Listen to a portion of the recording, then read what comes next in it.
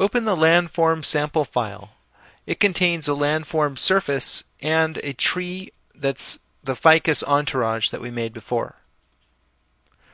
A common problem people have is getting their entourage stuck precisely on a surface. And this isn't really a texturing issue, but I'd like to cover it here nevertheless.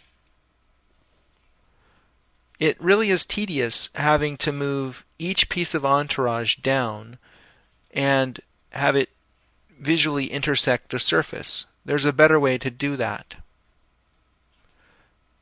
Select the entourage, go to the animation menu under Position Controller, and choose Attachment Constraint. Your cursor is connected with a rubber band to the entourage. Click on the landform and the tree will be attached to the surface.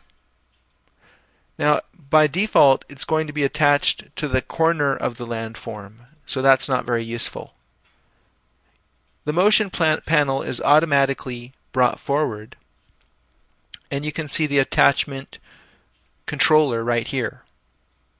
Scroll down and you'll see the attachment parameters roll out. Right here it says it's attached to the landform, and that's correct.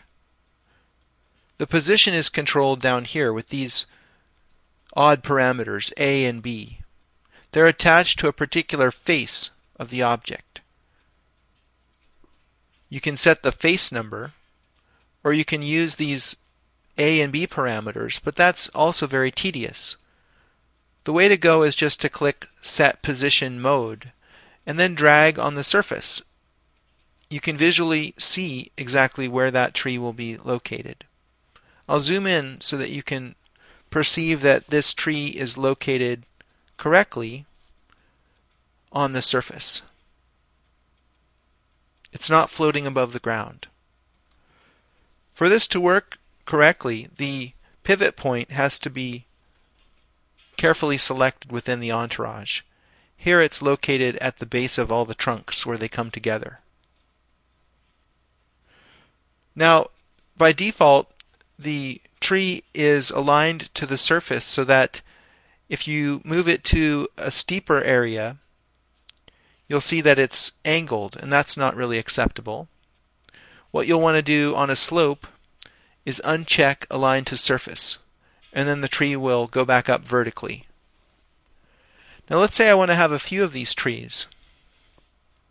I'll go into Move mode and hold down the Shift key and try to clone it. As I do that, I get the Clone Options dialog, but I don't see that I've moved the object. It won't move because of the attachment constraint. Nevertheless, instance the tree, go into Set Position mode, and drag on the surface. You'll be able to move it in that mode.